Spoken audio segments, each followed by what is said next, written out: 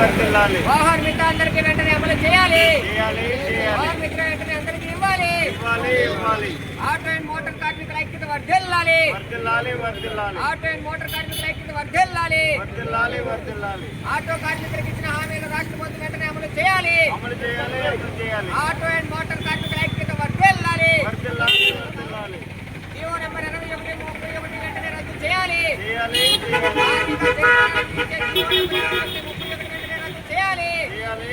వాహన మిత్ర వెంటనే ఇవ్వాలి.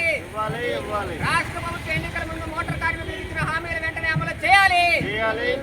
పోరాడతాం. ఆటో కార్మికుల సమస్యల పరిష్కారం అయ్యేంత వరకు పోరాడతాం. ఆటో అండ్ మోటార్ జీప్ కార్మికుల సమస్యల పరిష్కారం అయ్యేంత వరకు వర్ధిల్లాలి. ఆటో జీప్ మోటార్ కార్మికుల ఐక్యత వర్ధిల్లాలి. ఆటో జీప్ మోటార్ కార్మికుల ఐక్యత జయప్రదం చేయండి. ఆటో మోటార్ ట్రాన్స్పోర్ట్ వర్కర్స్ 4వ రాష్ట్ర మహాసభలను జయప్రదం చేయండి. ఆటో అండ్ మోటార్ జీపుల ట్రాన్స్పోర్ట్ కార్మికుల 4వ రాష్ట్ర మహాసభలను Lakshman, Andhra Pradesh auto and motor workers union AITUC రాష్ట్ర కార్యవర్గ సభ్యులు. మరి ఈ నెల 20-21 తేదీల్లో విశాఖపట్నంలో మా auto and motor workers union రాష్ట్ర 4వ మహాసభలు జరుగుతున్నాయి. అందులో భాగంగా ఈరోజు పాడేరు జిల్లాలో రావడం జరిగింది ప్రచార నిమిత్తం. మరి ప్రభుత్వం ఆటో కార్మికులకు ఎలక్షన్ ముందు సంక్షేమ బోర్డు ఏర్పాటు చేస్తానని నమ్మించి మోసం చేసింది.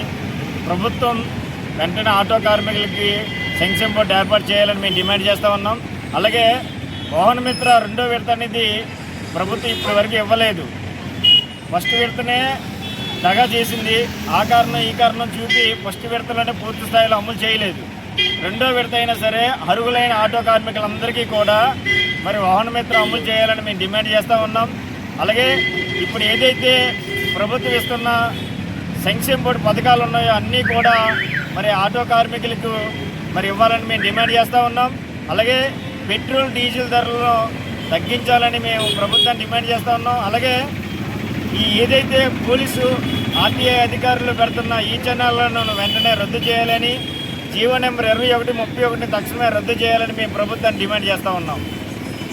జిల్లా అధ్యక్షులుగా బాధ్యతలో ఉన్న ఈ నెల ఆగస్టు 20-21 తేదీల్లో Andhra Pradesh auto and motor transport workers union 4వ రాష్ట్ర మహాసభలు జరుగుతూ ఉన్నాయి. ఈ సందర్భంగా రాష్ట్రంలో ఉన్నటువంటి నలుమూల ప్రాంతాల నుంచి కూడా ట్రాన్స్పోర్ట్కి సంబంధించి అలానే ఆటో అండ్ మోటార్ యూనియన్కి సంబంధించి కార్మికులందరూ కూడా పెద్ద ఎత్తున విశాఖపట్నంలో కదం తొక్కబోతూ ఉన్నారు, పెద్ద ఎత్తున పాల్గొనబోతూ ఉన్నారు. అయితే రాష్ట్రంలో ఈరోజు కూటమి ప్రభుత్వం ఎన్నికల్లో గెలవక ముందు ఎన్నికల హామీల సందర్భంగా పెద్ద ఎత్తున ఆటో కార్మికులందరికీ కూడా హామీలు ఇచ్చింది.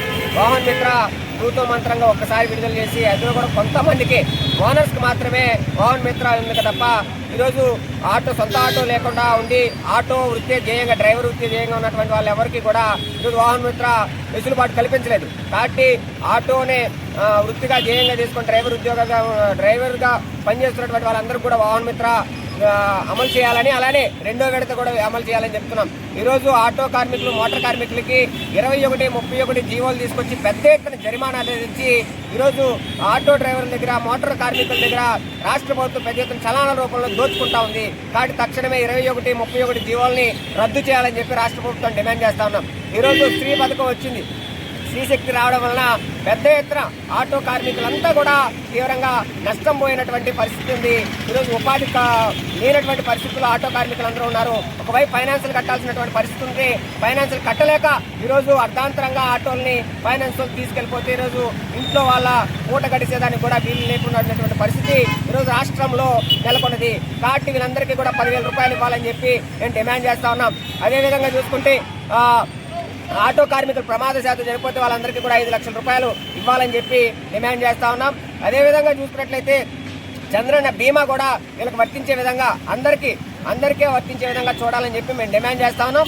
ఈ సమస్యలపై పెద్ద ఎత్తున ఆందోళన కార్యక్రమాలు భవిష్యత్తులో జరగబోయేదానికి ఈ మహాసభలు వేదిక కాబోతా ఉన్నాయని చెప్పి మేము తెలియజేస్తున్నాం. ఇప్పటికైనా రాష్ట్ర ప్రభుత్వం ఆటో కార్మికులకు ఇచ్చినటువంటి హామీని అమలు చేసే దిశగా ఆలోచన చేయాలని, లేకపోతే పెద్ద ఎత్తున ఆంధ్ర రాష్ట్రంలో ఈ కూటమి ప్రభుత్వం మీద మోటార్ యూనియన్కి సంబంధించి మోటార్ కార్మికులందరూ కూడా ఆందోళనకు దిగుతారని సందర్భంగా తెలియజేస్తా ఉన్నాం.